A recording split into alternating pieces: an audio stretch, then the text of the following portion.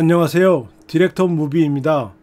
오늘은 영화 비스트에 대한 이야기를 할까 합니다. 비스트는 프랑스에서 2005년 개봉한 오르페브르 36번가를 리메이크한 작품입니다. 참고적으로 프랑스 영화를 리메이크한 작품으로는 2014년 개봉한 류승룡 주연의 영화 표적이 있습니다.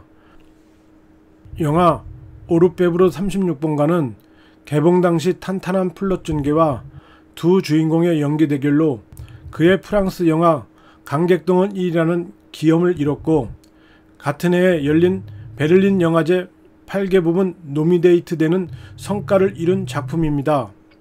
영화 오르페브르 36번가의 두 주인공 제라르 드파르디유와 다니엘 오떼의 연기는 마이클만 감독의 더 히트에서 로버트 드니로와 알파치노의 버금가는 연기를 선보였다는 찬사를 받기도 했습니다.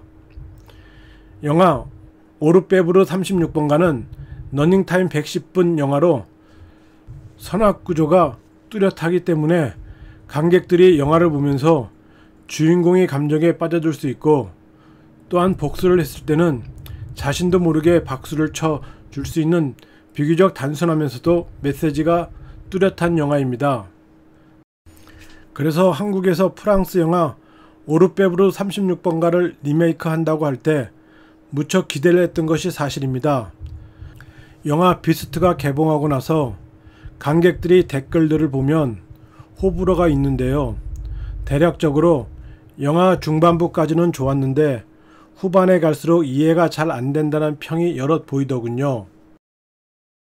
저는 비스트를 원작 오르페브르 36번가와 다른 점을 찾으면서 보다 보니까 시간 가는 줄 모르게 보았고, 나름 아쉬운 점도 있었지만 그래도 재밌게 보았던 것 같습니다. 그래서 영화 비스트를 연출한 감독의 입장에서 분석을 해볼까 합니다. 이 영화를 연출한 이정호 감독은 충무로 현장에서 조감독 경험과 시나리오 및 각색 작업을 많이 하신 베테랑 감독입니다.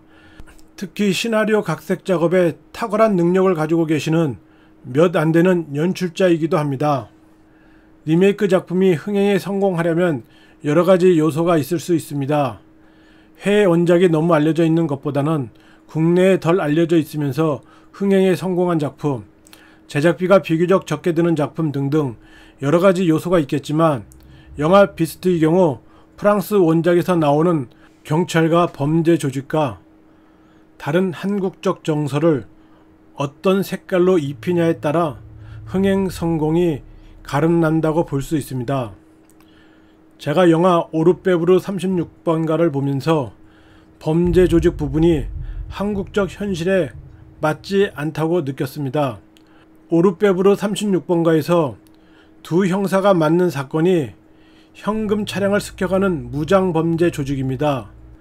시내 한복판에서 차를 세우고 현금을 탈취하는 장면이 헐리우드 영화 더 히트 등 그동안 관객들이 너무 많이 본 장면이라 식상할 수 있다는 생각이 들었습니다. 그래서 우리나라 형사들이 현금 차량 탈취 무장강도 조직을 잡는 것을 없앤 것은 탁월한 선택이라 봅니다. 저라도 그렇게 했을 겁니다. 그런데 영화 오르페브르 36번가에서 현금 차량 탈취 부분은 줄거리의 3분의 1에 해당되고, 이 스토리를 빼면 영화가 진행이 안됩니다. 이 영화의 플롯 구성은 현금 차량 범죄 조직이 시발점이기 때문입니다. 그래서 원작에서 가장 중요한 비중을 차지하는 현금 차량 범죄 조직만큼 커다란 범죄 사건을 영화 비스트 플롯에 대체시켜야 합니다. 이것만 제대로 되면 영화 비스트 흥행은 거의 따놓았다고 보여지는 게 저의 생각입니다. 영화 오르페브르 36번가를 연출하신 프랑스 올리비에 마샬 감독은 친절하게도 또 다른 영화를 연출하셨습니다. 제목이 MR73이라고 아주 낯선 제목인데요. 프랑스 경찰들이 주로 사용하는 건청 리벌버의 이름이란 것을 알게 되면 이 영화도 형사가 주인공인 범죄 영화인 것을 알 수 있습니다. 미스터 73은 여자 연쇄살인범인 이야기를 다루고 있는데요. 영화 비스트 감독님은 현금 차량 조직 범죄를 몽땅 드러내고 대신 연쇄살인범 이야기를 내용에 가지고 옵니다. 연쇄살인범 이야기는 한국 영화 스릴러에서 가장 많이 나오는 장면이기 때문에 한국적 정서에도 어울린다고 봅니다. 영화 비스트 감독님의 이런 선택은 각색 경험이 풍부한 분의 종합적 판단으로 저는 아주 잘 하신 결정이라 생각이 들었습니다. 영화 비스트를 재미없게 보신 분들 중 혹 저희 말에 잘하기는 개뿔, 영화를 보면서 무엇을 이야기하는지 잘 모르겠던데 영화가 산으로 가는 느낌이 들어서 이렇게 딴지를 걸 수 있을 겁니다. 저는 비스트 감독님이 두 개의 영화를, 즉 오르페브르 36번가와 미스터 73을 믹스한 것까지는 잘했다는 겁니다. 두 작품을 제대로 믹스했다고 이야기는 하지 않았습니다. 두 작품을 믹스해서 하나의 작품을 만드는 것은 별개이고 그만큼 어렵습니다. 그것도 완성도가 매우 높은 작품 두 개를 함께 섞어서 또 다른 완성도 있는 작품을 만드는 것은 더더욱 어려운 일입니다. 음식 중에 짬짜면이라고 짜장면 반 짬뽕 반하고는 전혀 다른 것입니다. 짬짜면은 짜장면하고 짬뽕이 한 그릇에 있지만 칸을 따로 막아 놓아서 두 개의 음식을 한 번에 따로따로 맛보는 것입니다. 그런데 짜장면하고 짬뽕을 뒤섞은 것이 더 맛있다고 하실 분은 제가 알기로는 한 분도 안 계실 겁니다. 음식 취향이 독특한 분 중에 어쩌면 몇 분은 함께 뒤섞어 놓은 게 맛있다고 하실 수는 있겠죠. 하지만 대부분 두 음식을 하나로 섞어서는 먹지 않습니다. 리메이크 작품들이 원작이 있다 보니까 영화 제작이 쉬운 것처럼 보일지 몰라도 결코 쉽지 않습니다. 저도 영화 비스트를 보면서 러닝타임 130분짜리 영화를 시간 가는 줄 모르고 봤습니다만 영화 후반부로 갈수록 개연성이 조금 떨어지지 않았나 생각이 들었고요. 라이벌 형사팀장으로 나오는 이성민과 류재명의 연기는 말로 표현할 수 없을 정도로 뛰어났습니다. 둘의 연기가 영화 비스트를 끝까지 지탱할 수 있는 힘인데요. 영화 비스트에서 이성민과 류재명은 누가 선이고 악인지 명확하지 않습니다. 둘 다 자신의 임무에 충실한 형사일 수 있고 아닐 수도 있습니다. 이 부분이 프랑스 원작 오르페브르 36번가와 큰 차이점이라고 보여집니다. 저는 감독의 이러한 시도가 잘못되었다고는 보지 않습니다. 비스트에 나오는 이성민과 류재명은 둘 다 정의롭지 않는 경찰로 설정되었기 때문에 프랑스 영화처럼 선악을 뚜렷하게 구분하지 않은 시도도 잘했다고 보여집니다. 그렇다면 조연들 인물 설정은 좀 더 단순하고 명확하게 해줬어야 한다는 게 저의 생각입니다.